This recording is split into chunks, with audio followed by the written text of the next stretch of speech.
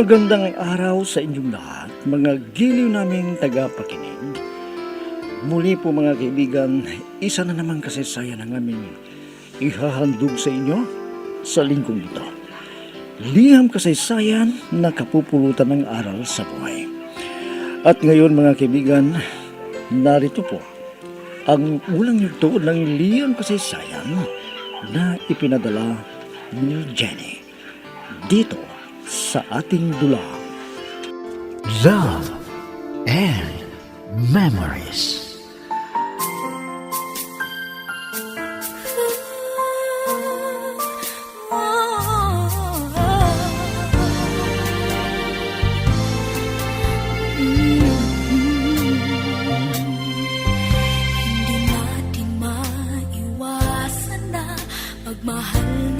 Tawagin na lang ninyo ako sa pangalan kong Jenny. 24 na taong gulang. Nais ko ring maisalula sa radyo ang kwento ng aking pag-ibig. At ganito ko po sisimulan ang lahat.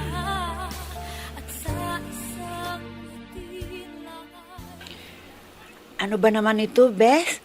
Malapit na ang Pasko. Pero hanggang ngayon, wala pa tayong matatawag na love of our life. Ikaw naman, Bes. Bakit nagmamadali ka na magkaroon ng nobyo? Hindi mo na ba ako gustong kasama sa paglalakwatsa natin? Hindi naman sa ganun, Bes. Hindi ka ba naiinggit? Tuwing pupunta tayo sa park, ang nakikita natin, puro mag-partner. Naku, hindi ako naiinggit, no? Dahil istorbo lang sa akin. Baka mapuwit pa ako kung ako ay dadalawin. Gaya ng makulit kong manliligaw na si Ed, naiinis na ako. Ha? Oo nga pala, no? May Ed ka na nanliligaw sa'yo hanggang ngayon. Di mo ba sinasagot? Hindi ba? Dahil wala akong gusto sa kanya. Sinabihan ko nang humanap ng ibang liligawan, pero lagi pa rin siyang dumadalaw. Ano? O di hayaan mo lang. Anong malay mo? Baka sa panunuyo sa'yo ay lalambot ang puso mo at sasagutin mo na siya. Ay, Bes, hindi siya ang lalaking pangarap ko sa buhay.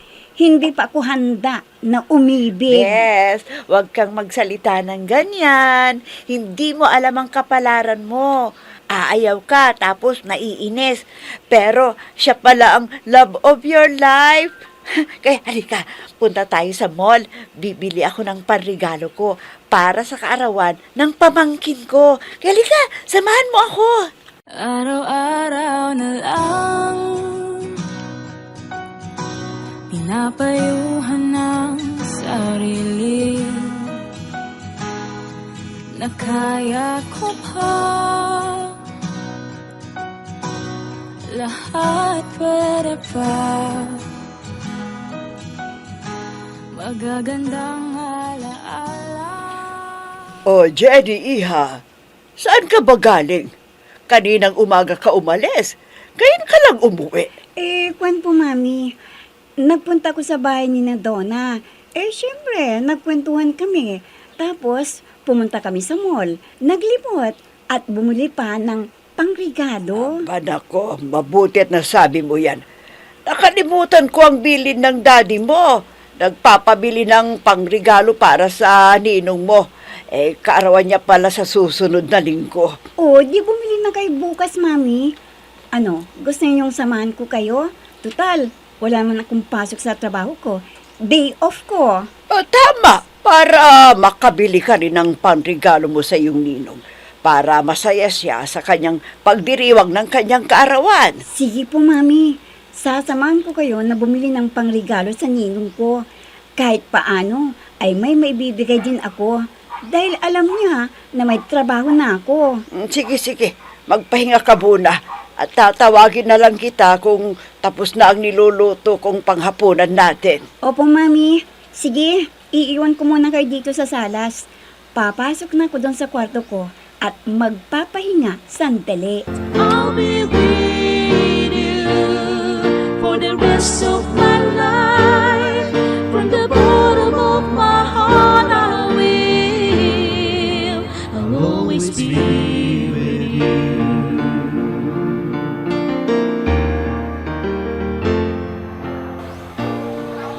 Oh, haba, bakit nagmamadali na pumunta si Jenny sa CR? Ano bang nangyari sa kanya? Ah, teka, si Ed itong papalapit dito sa kinaroroonan ko. Ah, alam ko na, nakita niya si Ed. Kaya gusto niyang iwasan. Kaya pumunta ng CR si Jenny. Doña Anita, Oh, nandito pala kayo sa mall. Kasama ba ninyo si Jenny? Nasaan po siya? oo. Kasama ko si Jenny. Pero pumunta sa CR. Ikaw naman, ano bang ginagawa mo dito sa mall? May bilbilin din ako sa mall, Doña Anita. Siguro, matagal pa kayo ni Jenny, ano? Ay, di ko alam. Ay, bakit? May sasabihin ka ba sa kanya? Sige, sabihin mo sa akin. At ipaparating ko na lang sa kanya. Opo, gusto ko sanang dalawin si Jenny mamayang gabi. Kung pwede po. Kung hindi naman, pwedeng tawagan niya ako sa cellphone para alam ko. Baka may pupuntan po siya. Ganun ba? Oh, hayaan mo. Sasabihin ko sa kanya para sigurado. Ikaw na lang tumawag sa kanya at malaman mo kung may lakad siya. Tama po kayo, Doña Anita. Sige po. Hindi ko na huhihinday si Jenny. Pakisabi na lang na nagkita ho tayo at dadalawin ko mamayang gabi. Sige po, mauuna po ako sa inyo dahil nagmamadali din ako eh. May bibilhin pa po ako. Sige, mag-ingat ka.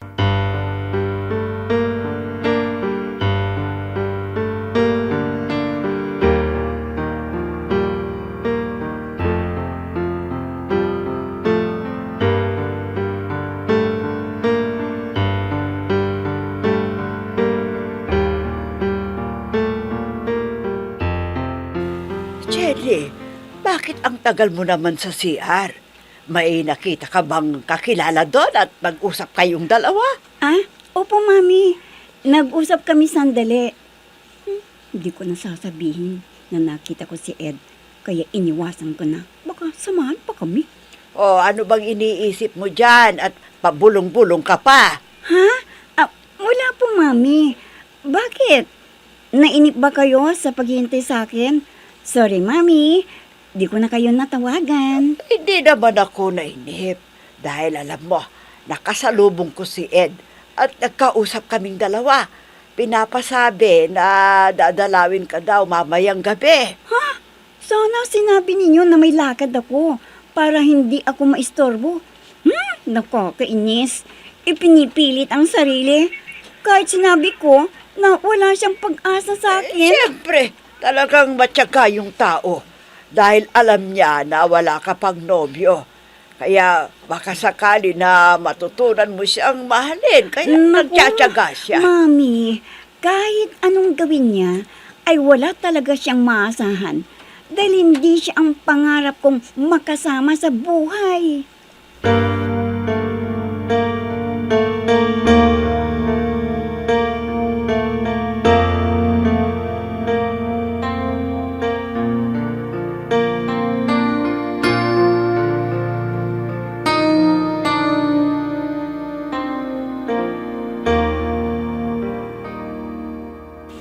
Sally, nakabihis ka. May pupuntahan ka ba? May pasok ka ba ngayon? Kwan mami, may gagawin kaming project ng mga kaklase ko para maaga naming matapos at maipasa namin kaagad. Ha? Ganun ba? O ano, kailangan mo ng pera? May natitira ka pang allowance? Kunti na lang mami. Kaya nga hinintay ko po kayo para makahingi ako sa inyo ng pandagdag. Dahil atrasado akong gumising, nakaalis na tuloy si ate. Hindi na ako nakahingi sa kanya. O sige, pumunta ka dyan sa sinasabi mo. At sabihin mo sa akin kung magkano ang kailangan mo. At yung sinasabi ko sa'yo huwag ka munang makipagnobyo. Tapusin mo munang yung pag-aaral. At saka maghanap ka ng trabaho para magamit mo ang yung pinag-aralan. Opo mami, huwag po kayong mag-alala. Dahil wala pang nanliligaw sa akin. At gusto ko pong makapagtrabaho. Para naman hindi sabihin ni ate na wala kayong pakinabang sa akin. Anak, alam mo, hindi namin inaasahan at hindi namin sinasabi na tatalawin yung utang na loob ang pag-aaral ninyo. Dahil yan ang tungkulin namin bilang magulang na bigyan kayo ng magandang kinabukasan para hindi kayo kawawa at hindi kayo mahirapan na maghanap ng trabaho. Tama po kayo, Mami. At maswerte kami ni ate dahil kayo ang aming mga magulang. At naibibigay ninyo sa amin ang aming pangangailangan at pagmamahal. At sana anak, sundin mong lahat ang bilin ko sa iyo Dahil ikaw din ang makikinabang pagdating ng panahon kapag natapos ka sa iyong pag-aaral. At isa pa, hindi alam ng daddy ninyo kung hanggang kailan kami mabubuhay dito sa mundo. Kaya, pakiusap, Sally, magsumikap ka para sa iyong kapakanan.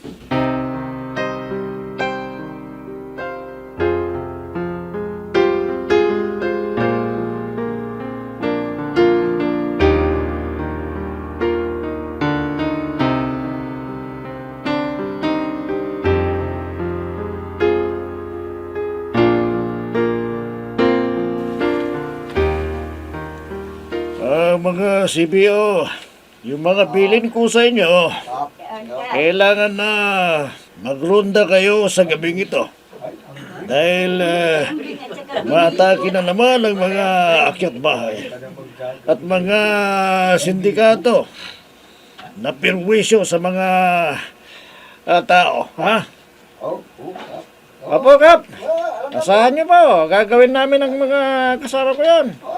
Ang tungkulin namin para maprotektahan ng mga tao sa ano ang panganib, lalo na kapag may kalamidad.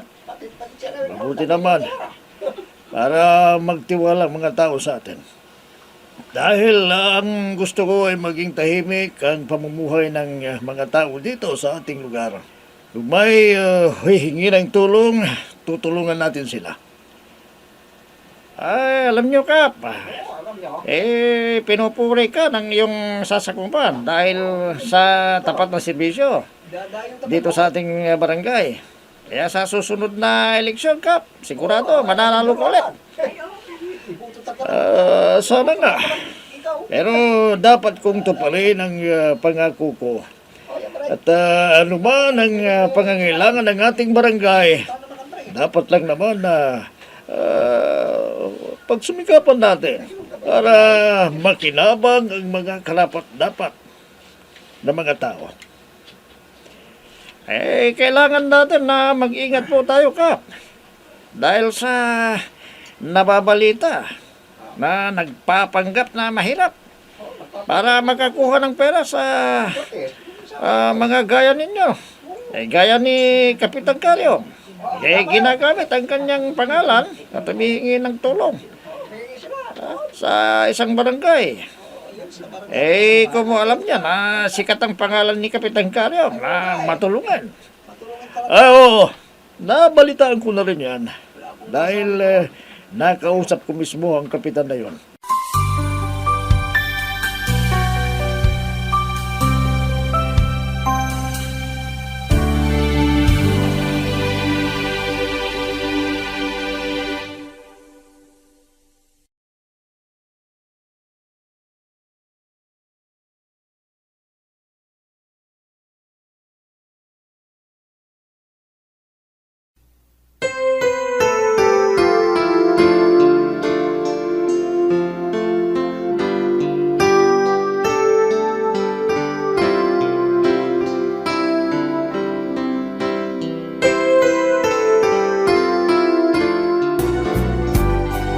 Girl, you're always on my mind. My life is complete and satisfied. Salamat sa inyo. Salamat.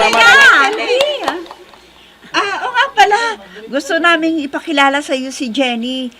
Jenny, si Carlo. Carlo, si Jenny.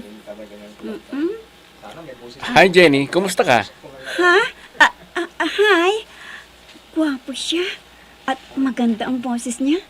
Ay, siya yung hinintay kong lalaki sa buhay ko. Oo, anong nangyari sa inyong dalawa? hindi na kayo nakakilos na naghawakan ng kamay, ha? Hoy, Bes! Type niyang isa't isa, no? Ha? Di ba, mga kaibigan? Kwan, talagang ikaw, Donna. Nagbiro ka na naman. Carlo, pasensya ka na. Biro lang nila yun. Okay lang, Jenny. Sige, iwan ko muna kayo. At kakanta pa ako. At ang susunod kong kanta ay ihahandog ko kay Jenny. Ano kaya itong nararamdaman ko? Para akong nakuryente sa pagpapakilala sa akin kay Carlo. Uy, Bes! Talaga lang, ha? Sinundan mo ng tingin si Carlo. Bakit? Nabihag ba niya ang puso mo? Aminin! Tumigil ka dyan, Donna. Baka marinig ka pa at iparating kay Carlo, nakakahiya. Dito ka. Sana pag-ibig mo ay tunay na.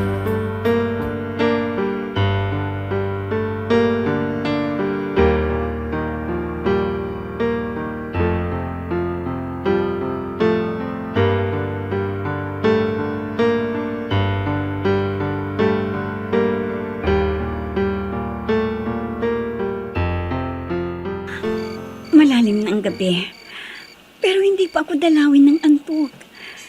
Lagi kong naiisip si Carlo. Ano kaya? Umiibig din kaya sa akin si Carlo? Ang ganda ng kinanta niya na inihandog sa akin. Parang tumusok sa puso ko. Kung sakaling totoo ang kantang yun at magtapat siya ng pag-ibig sa akin, ay tatanggapin ko agad ang inaalay niyang pag-ibig. Oo, Carlo, ikaw na kaya ang lalaki na binigay ng Diyos sa akin? Jede! Ah. Jede! Lumabas ka dyan sandali at may bisita ka. Sige na. Ha? Naku, baka si Carlo yun. Dadalawin niya ako. Sandali lang, Mami! Mami, sino yung sinasabi niyo na bisita ko? Si Carlo ba, Mami? Hindi, kundi yung naliligaw sa iyo na si Ed. Sige na, harapin mo na. Dahil ngayong gabi ang sinabi niya na dadalawin ka. Pero, Mami, ayoko siyang kausap. Sabihin ninyo, sa ibang araw na siya pumunta dito. Dahil napagod ako sa trabaho ko. Ay, huwag ka namang ganyan, Iha. Kahit sandali lang, kausapin mo na. At sabihin mo ang iyong dahilan para hindi siya magtagal na makipag-usap sa iyo. Sige po, Mami. Sandali lang. At magbibihis po ko. Akala ko, si Carlo. Yun pala, si Ed na binasted ko. Nakakainis. Lagi pang pumupunta dito.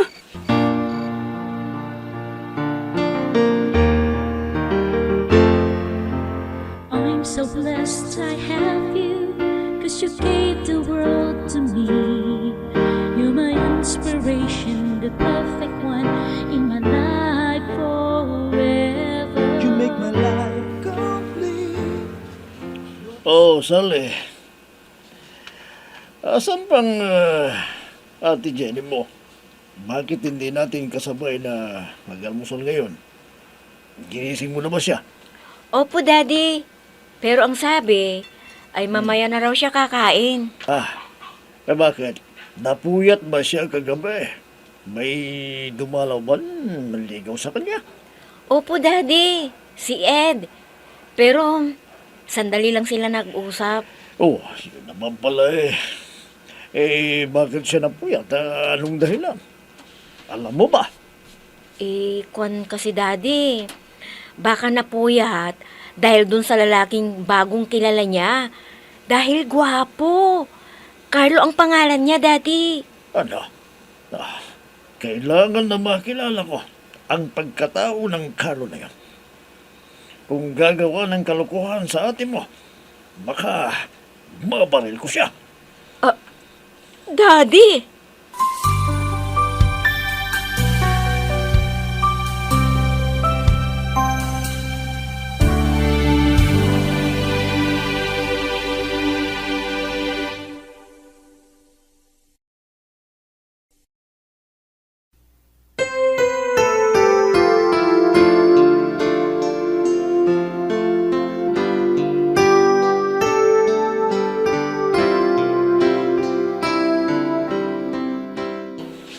Payagan kaya ng daddy ni Jenny na manligaw si Carlo.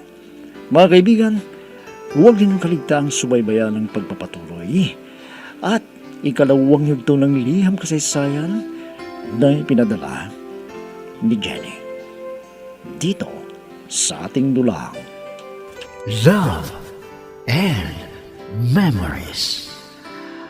Mga nagbibigay buhay sa ating dula ay sina Mayra Abrihal Narnola, Susan Malikdem, Robert de Guzman, Yehuda Ismael, Eva Alcoriza, Jun Cabato, Ami Diaz, at si Oscar Ora.